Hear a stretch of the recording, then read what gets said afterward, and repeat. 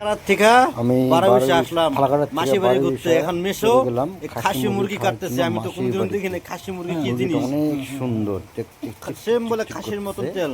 তাই মেশো বলতে আজকে খাওয়াবো তোমাকে। মাসি বাড়ি এখন রাত্রিবেলা এটাকে হবে, খাওয়া হবে। আজকে ফার্স্ট শুনলাম আমি যে খাসি মুরগি মেশো খাবো। কেটে নিল। এখন আগুনে পুরানো হবে। আগুনে পুরানো হয়ে গেলে ভালোভাবে আগুনে পোড়াতে হবে, যেন ওনার শরীরের লোম টোম যাতে না থাকে। ভালো করে শরীর দিয়ে তিল বেরোবে। এটা সেই খাসি মুরগি। মেশো আরামসে শান্তি মতন ওটাকে পোড়াচ্ছে। আমি সামনে দাঁড়িয়ে দাঁড়িয়ে দেখতেছি। তেল বাড়িতেছে না মুরগিটা থেকে। একটু মডেলিং করে দিলাম ভিডিওটাকে।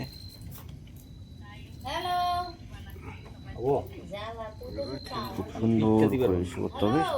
হালকা কালো কালো ভাব হয়ে গেছে,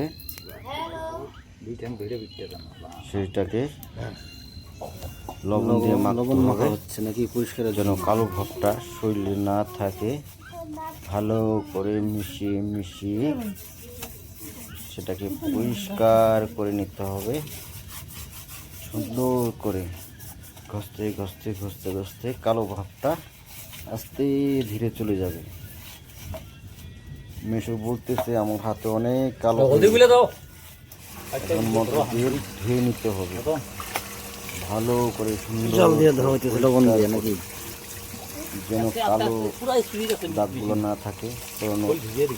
পরিষ্কার করে নেওয়ার পরে এটাকে উপর হলুদ দিয়ে সরষের তেল দিয়ে মেখে নিতে হবে।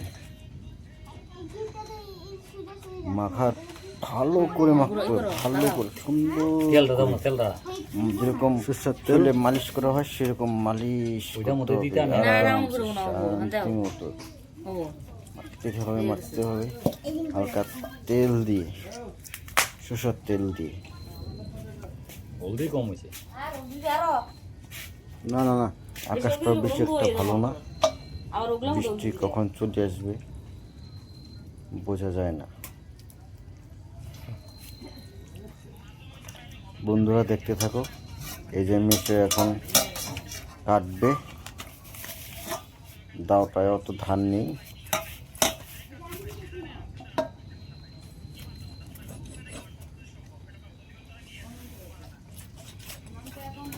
কাটার পরে আস্তে করে কাটতেছে। কাটা হয়ে গেলে এটাকে আরেকবার ধুতে হবে। হলুদটা সরষের তেলটা বেশি লাগানো হয়ে গেছে।